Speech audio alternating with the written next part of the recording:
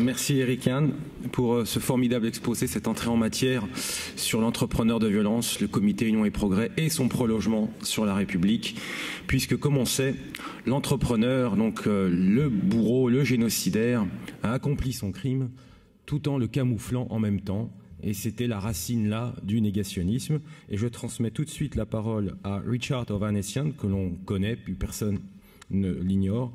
On n'a plus besoin de le présenter. Sur 15 minutes, à propos d'un sujet fondamental, le négationnisme contemporain et ses défenseurs. Richard, please. Thank you.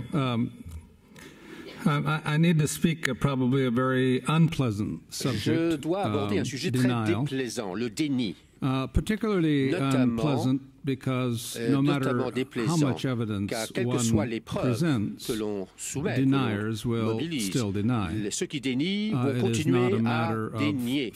Ça n'est pas sujet à l'analyse factuelle, logique. C'est une affaire de sentiments, d'émotions, d'affectivité, de croyances.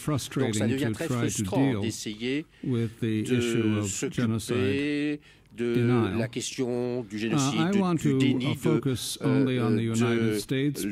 veux me focaliser sur les États-Unis. Le déni est partout, mais ça diminue en France et ça diminue en Europe en général, mais ça devient de plus en plus sophistiqué, de plus en plus élaboré aux États-Unis d'Amérique, jusqu'à tel point que le déni devient la norme, se normalise.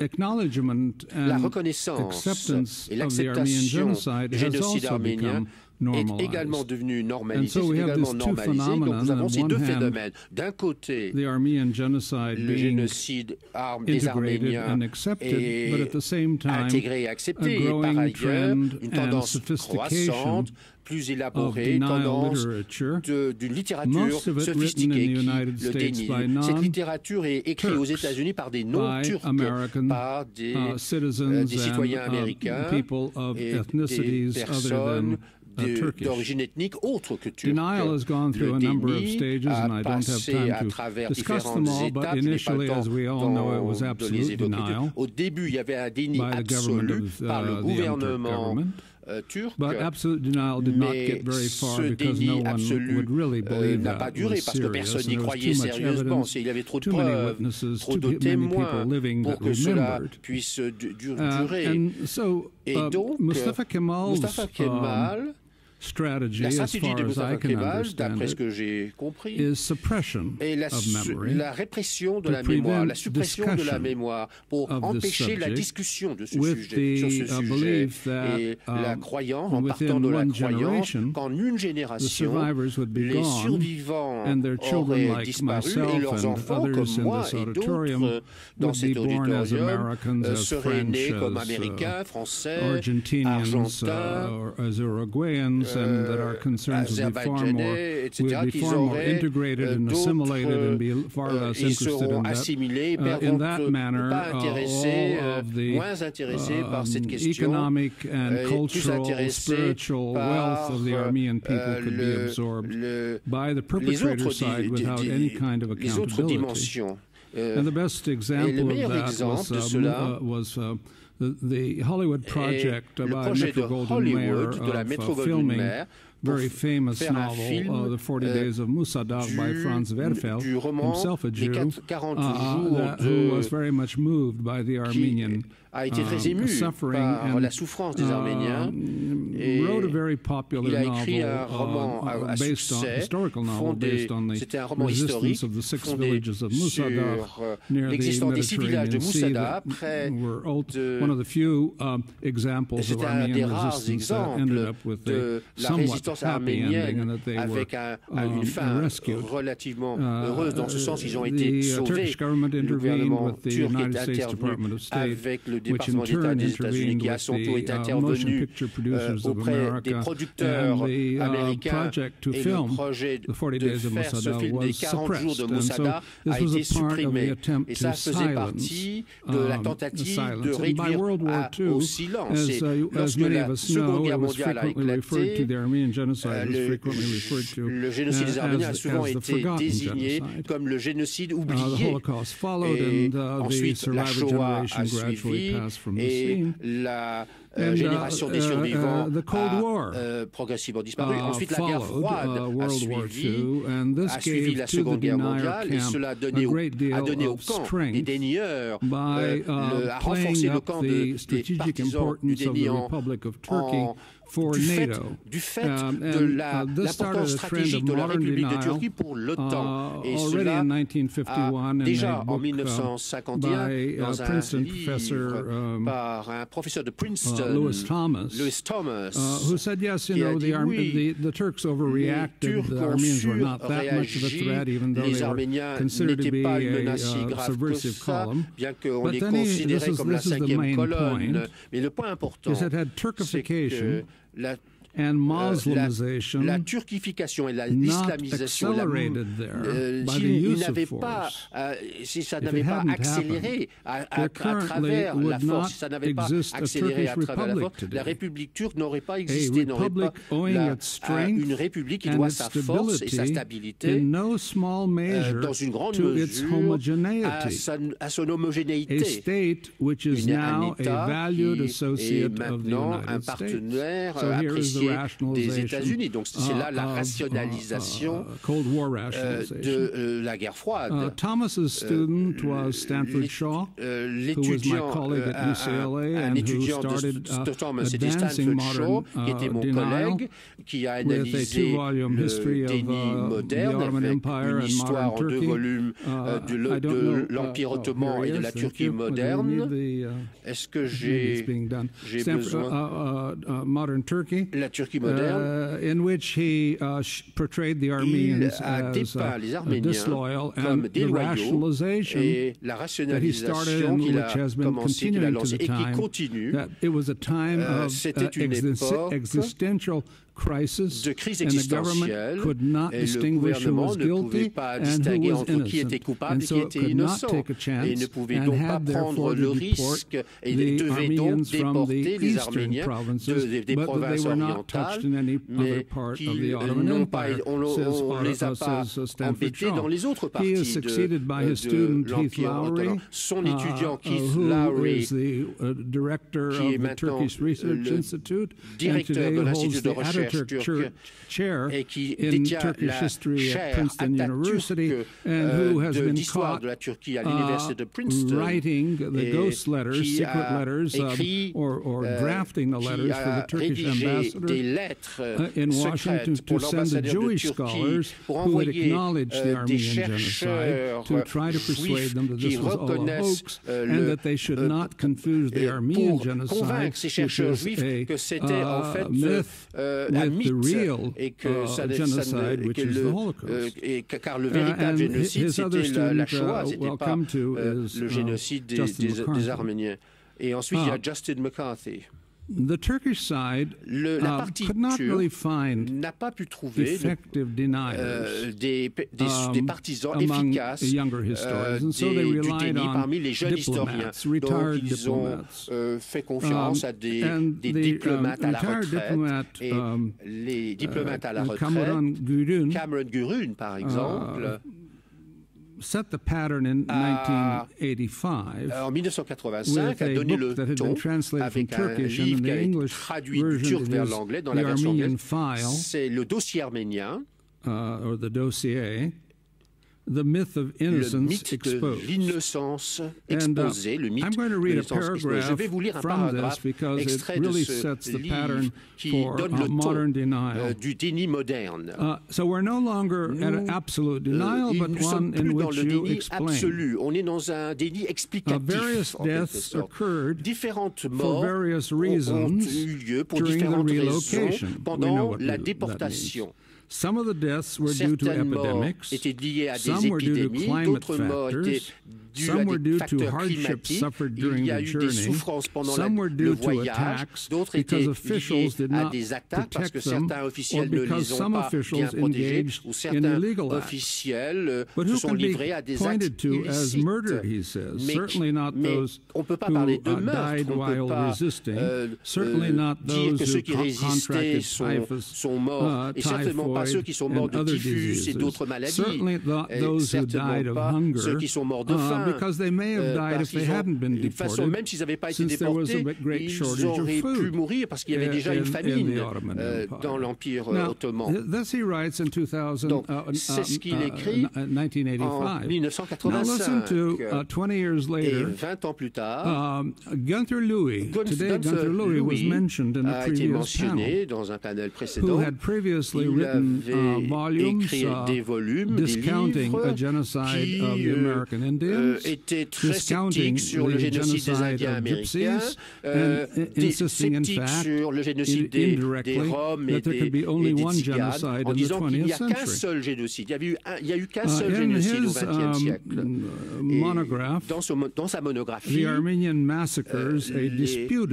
il conteste que les massacres arméniens fussent un génocide. Nous ne savons pas combien d'Arméniens sont morts suite à la maladie ou morts de faim. On ne sait pas combien ont été tués par des Kurdes ou par des musulmans fanatiques qui considéraient les Arméniens comme des traîtres et des infidèles. Pour toutes ces raisons, le régime ottoman incompétent a une responsabilité indirecte. Le gouvernement ne maîtrisait pas la situation, c'est vrai, mais il y a une différence entre l'incompétence, même une incompétence qui peut avoir des conséquences tragiques, et c'est pas la même chose que le meurtre prémédité de tout un peuple.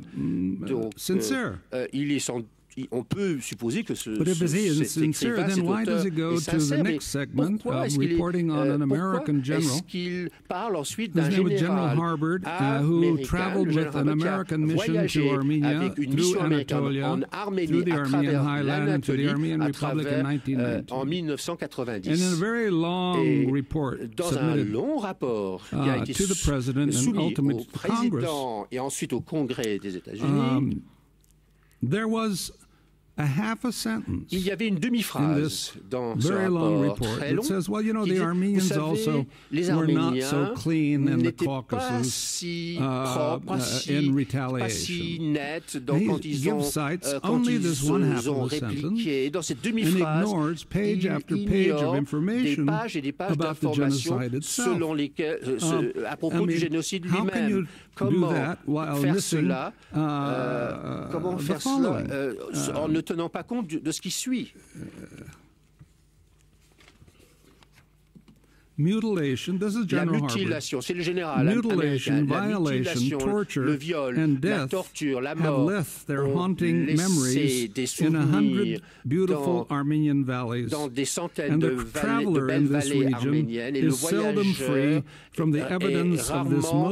échappe rarement aux preuves d'un des crimes les plus colossaux de toutes les époques. Donc,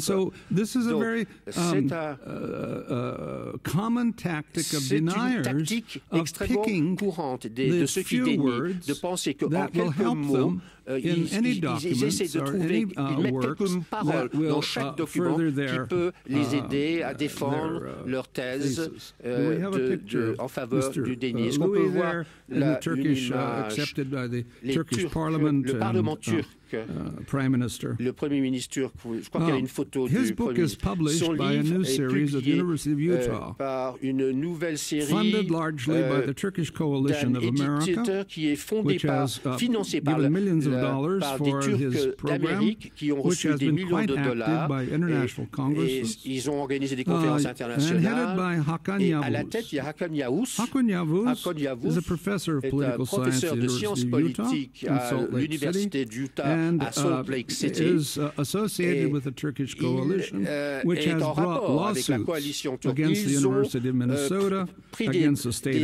ont initié des actions en justice contre l'Université de Minnesota de n'avoir pas inclus la littérature en faveur du déni dans leur programme universitaire. Et donc, comment faire appel à des intellectuels américains, comment convaincre les intellectuels américains en disant que ça fait partie, tout ce qui concerne le génocide arménien relève de l'orientalisme traditionnel. On ne comprend pas l'Est, on ne comprend pas l'Orient, mystérieux, compliqué.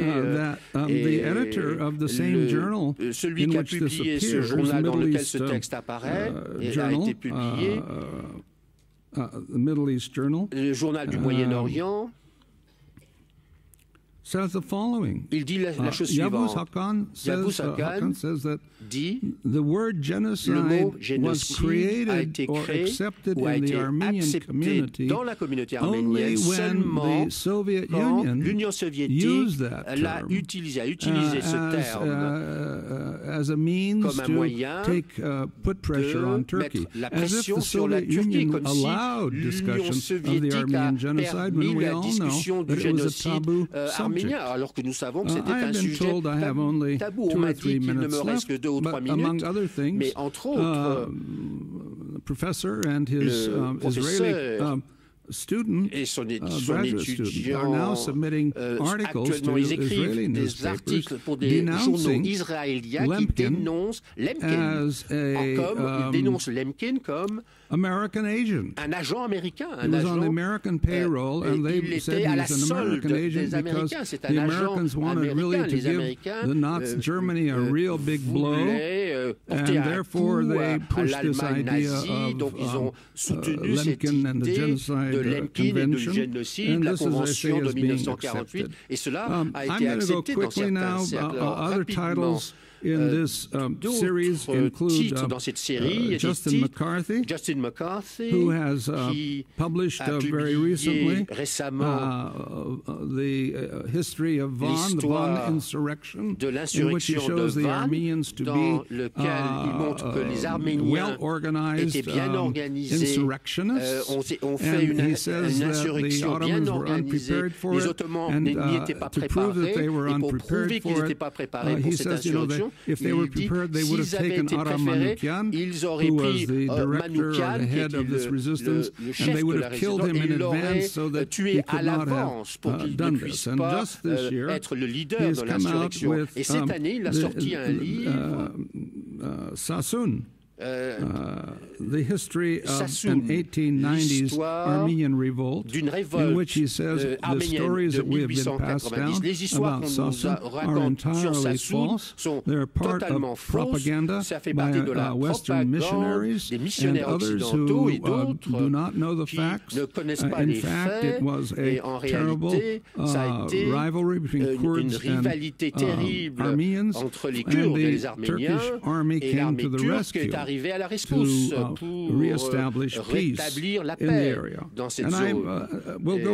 Je vais conclure en évoquant Michael Gunther is another one in which he says the Armenians are exploiting a very good term, which is genocide, which fits the Tutsis, which fits others, but the Armenians are using it for their political purposes.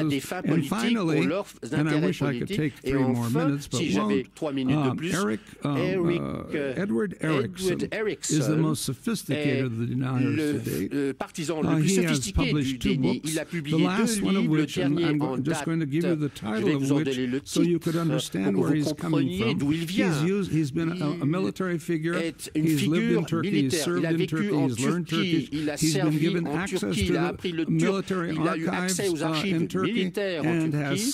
Et il a, sur page après page après page, il cite des documents, des télégrammes qui indiquent tous que c'était une insurrection arménienne nationale à travers toute la nation et qui menaçait Constantinople et que les Ottomans ont dû, le gouvernement ottoman a dû prendre des mesures pour se sauver lui-même. Je vais vous mettre le titre du livre à l'écran, Les Ottomans et les Arméniens.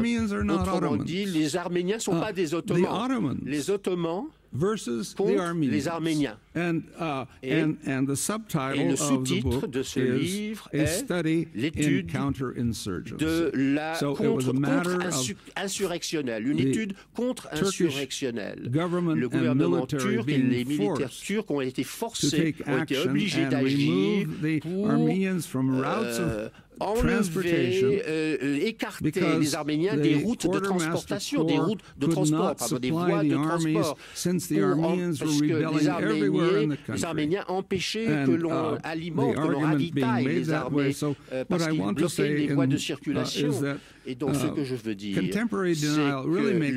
le déni contemporain nous interroge pourquoi ils font ça, quelle est leur motivation, pourquoi et de plus, qui évalue ces écrits, qui évalue l'intérêt de ces...